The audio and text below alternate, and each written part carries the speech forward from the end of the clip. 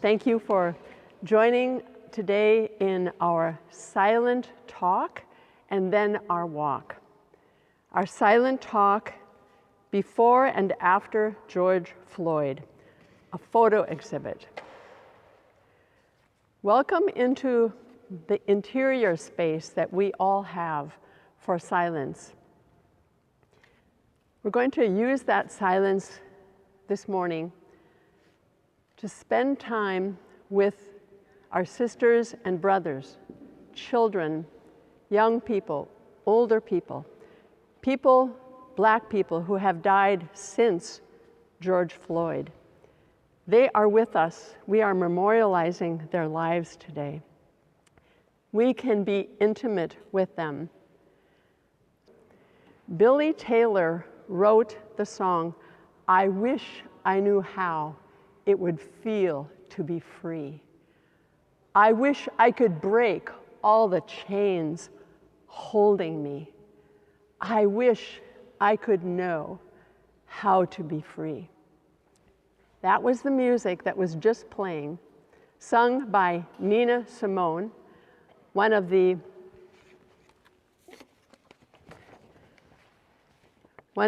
advocates for Black rights in America during the 60s, especially when she wrote some of her most profound music. You're going to be able to hear in the background, or if you want to just sit and listen to her words, you can listen to her singing. She's going to be up here on the screen.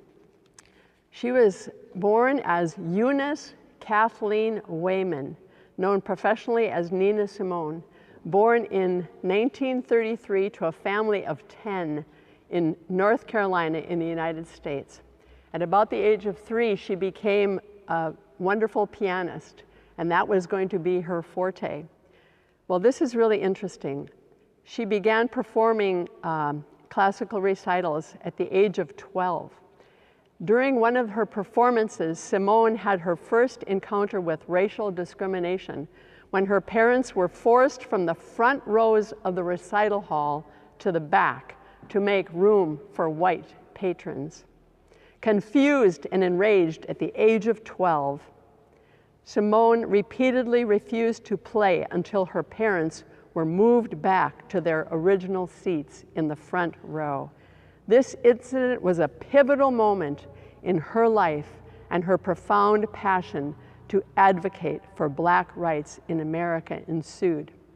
We are called to walk with, to let the poor lead us, to let the hungry lead us, to let the merciful lead us, to let people suffering from injustice be our leaders and teach us how to be advocates for others. So it's amazing, honestly, we didn't have this planned, how these threads all hold together for this whole weekend. It's really the power of the Spirit. And one thing I want to share with you is that I have found this to be my spiritual discipline, walking today.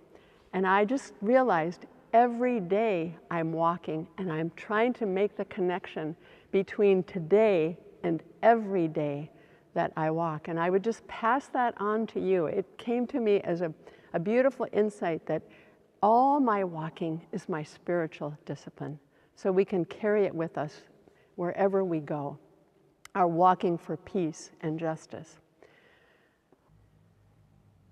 I wish I could know what it means to be free.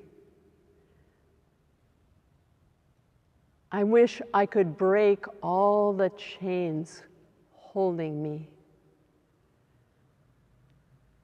I wish I could say all the things I need to say. Say it loud. Say it clear for the whole round world to hear.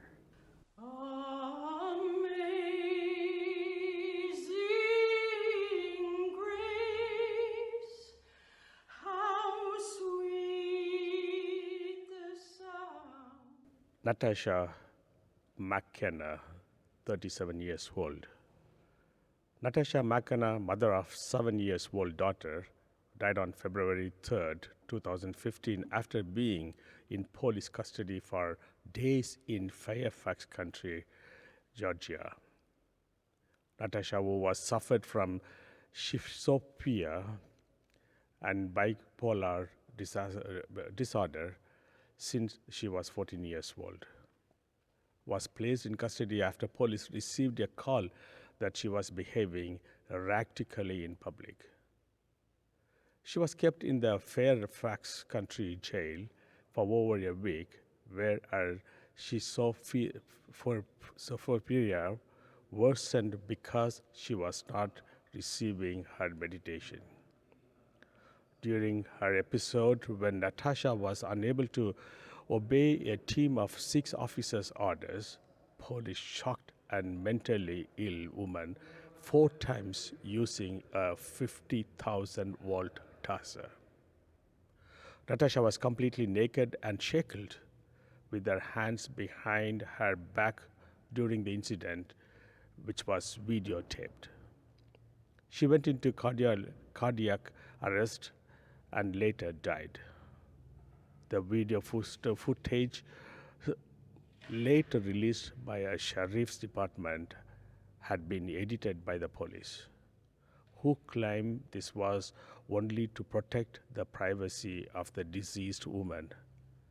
Natasha's death was ruled death due to exciting delirium. No charges were charged in the killing of Natasha. Katherine Johnson was 92 when she was killed by police in her home in Atlanta, Georgia, on November 21, 2006. She was killed in a botched, no-knock drug raid by Atlanta police. The fatal raid was later revealed to be based on information in reports that had been falsified by the police. Without knocking or identifying themselves, police officers broke down Katherine Johnson's security gate and, without warning, entered her home. As the door opened, Mrs. Johnson fired the pistol she kept for self-defense, hitting no one. Police officers fired back 39 times. 5 or 6 bullets hit Johnson, and several others hit fellow police. Realizing their mistake, police handcuffed the dying grandmother to support the false story they would later tell. Katherine Johnson bled to death on her living room floor. Police later admitted to lying, falsely claiming cocaine submitted in evidence had come from a drug deal at her house. Officers also admitted to planting marijuana in Katherine Johnson's home after the raid. Ex-police officers Jason Smith, Greggs Jr., Arthur Tesler pleaded guilty to charges related to the death of Katherine Johnson and the subsequent cover-up of the crimes. The 3 men received prison sentences ranging from 5 to 10 years.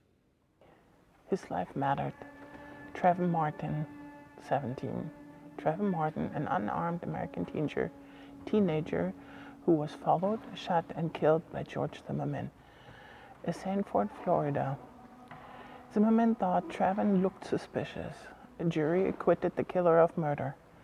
Zimmerman, who enjoys taking photographs, was white supremacist, now assigned autograph backs of Skittle candies, the type of candy Trayvon Martin, an innocent child, had just purchased before his deadly walk home. In February 2020, Ahmaud Arbery, an unarmed 25-year-old black man, was shot to death while jogging in a neighborhood outside Brunswick, Georgia, after being chased by 2 white men in a pickup truck. The father and son duo of killers, Gregory and Travis McMichael, were not arrested or even charged with a crime until 3 months later. Even though Gregory admitted to police that Travis had indeed shot Ahmaud, they remained free for months. Ahmaud Arbery had done no wrong. In the eyes of his killers, the color of Ahmaud's skin was wrong and warranted his slaughter.